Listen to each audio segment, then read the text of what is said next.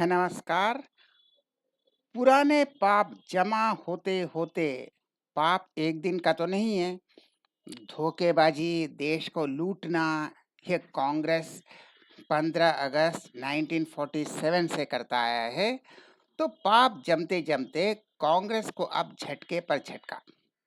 135 करोड़, बहुत रो रहे थे, 2 रुपया भी नहीं है, 3 रुपया भी नहीं है, अब 500 करोड़, फिर 1800 करोड़, अब 3500 करोड़, 3,500 करोड़ से भी अधिक कांग्रेस आयकर देय, ड्यू इनकम टैक्स की वित्तीय संचित धोखाधड़ी। यह एक्यूमुलेटेड है, एक दिन का नहीं है। यह बहुत साल से टैक्स रिटर्न नहीं भर रहे थे और गैर कानूनी गैर कानूनी तरीके से डोनेशन ले रहे थे। तो ये गैर कानूनी डोनेशन, ये जो पाप जमते जमते अब 3,500 करोड़ से अधिक। अब इनकम टैक्स 3,500 करोड़ वसूली करेगा कांग्रेस से। लेकिन यह 2 रुपया नहीं है, अब महारैली कर रहे हैं। रैली के लिए पैसा है, रैली के लिए तो पैसा है, यात्रा के लिए पैसा है। 3,500 करोड़ देने के लिए कांग्रेस के पास पैसा नहीं है। कांग्रेस के पास करोड़ों करोड़ों रुपया है। ये 3,000 क्या, 3 लाख करोड़ भी मांगिए तो उसके पास है। लेकिन भाई रोने आए सब मोदी जी। वैसे मोदी जी की नहीं है, क्योंकि ये इनकम टैक्स रूल आज का नहीं है। लेकिन मजे की बात है, लेफ्ट भी फंसा गैर कानूनी गतिविधियों में। यह कांग्रेस ही नहीं, अब लेफ्ट फ्रंट भी। यही गठबंधन हो रहा था, इंडिया अलायंस, चोर चोर मौसेरा भाई, यही अलायंस हो रहा था। तो कांग्रेस का 93 से 94, 2016 से 17, 17 से 18, 18 से 19, 19 से 20, यह अलग अलग राशि है जो टोटल और फिर ओरिजिनल जो बकाया है उसको मिलाकर टोटल 3,500 करोड़ से अधिक। और इसमें कई अवैध डोनेशंस हैं, इसीलिए इन्होंने रिटर्न्स ठीक से जमा नहीं दे रहे थे, क्योंकि कुछ अवैध गैर कानूनी डोनेशंस हैं। कानूनी डोनेशन कम और गैर कानूनी डोनेशन ज़्यादा है, इसलिए पुनर्मूल्यांकन हुआ, रीअसेसमेंट हुआ और इतना रुपया अब वसूली किया जाएगा। अब ये जो अवैध डोनेशंस है वह कहाँ से है? रिश्वत, दलाली, चीन का पैसा, खालिस्तान का पैसा, पाकिस्तान का पैसा या जॉर्ज सोरोस का पैसा आया कहाँ से? या तो दलाली से आया होगा, या रिश्वत से, या खालिस्तान से, या पाकिस्तान से, या चीन से, या जॉर्ज सोरोस से। अवैध डोनेशन कहाँ से आता है? पार्टी 22 मार्च को दिल्ली हाई कोर्ट में आईटी विभाग के तलाशी अभियान के खिलाफ चुनौती हार गई।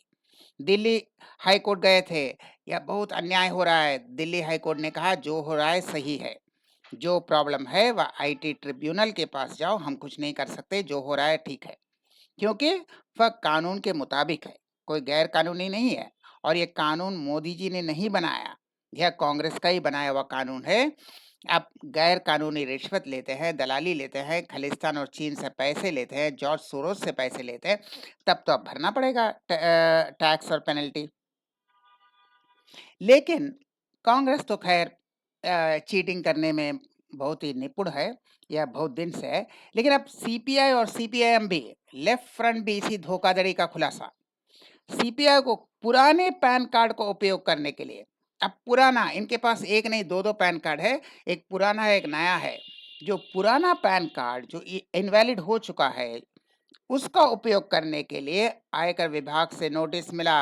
ये तो पुराना पैन कार्ड है, इसी का इस्तेमाल कर रहे हैं। और 2016-17 के टैक्स रिटर्न में बैंक खाते की जानकारी नहीं दी। रिटर्न तो भरा लेकिन बैंक खाते की जानकारी नहीं दी। भाई 10 बैंक में अकाउंट है तो 8 बैंक दिखाते हैं, 2 बैंक छिपा लेते हैं। तो यह बैंक खाते की जानकारी छिपाने के लिए वामपंथी पार्टियों ने यह जो धोखाधड़ी किया, इसलिए अब इनकम टैक्स इतना करोड़ रुपया, 15-16 करोड़ रुपया इनसे वसूली की नोटिस भेजा है। अब 16 करोड़ रुपया दो, 15.5 करोड़ रुपए। तो यह अब समझ में आया किस लिए ये सीट शेयरिंग के लिए अलायंस नहीं था, यह चोरों की टोली का एक अलायंस था कि ये टैक्स नहीं देते, रिटर्न नहीं भरते, अवैध और गैर कानूनी डोनेशंस लेते हैं, इस तरह दलाली, रिश्वत जो पैसा जमा है, और सीपीआई, सीपीएम का भी बहुत इलीगल पैसा है, या चोर मौसेरा भाई का एलियंस था, कोई सीट शेयरिंग का एलियंस नहीं था, तो अब ये भरना पड़ेगा। तो फ्रॉड होता था, लेकिन अब मोदी जी की सरकार है, तो अब फ्रॉड बंद होगा, और जितना पाप किया है उसका हिसाब किताब होगा। जितना गैर कानूनी डोनेशंस लिया है, अब सब इनकम टैक्स कान पकड़ कर, कान मरोड़ कर वसूल करेगी, और होना भी चाहिए। अब जितना भी महारैली करे, जितना भी बेवकूफ़ बनाए लोगों को, यह फ्रॉड हुआ है और यह पैसा वसूली होगा। हम फिर मिलेंगे ऐसा और वीडियो के साथ, तब तक के लिए नमस्कार।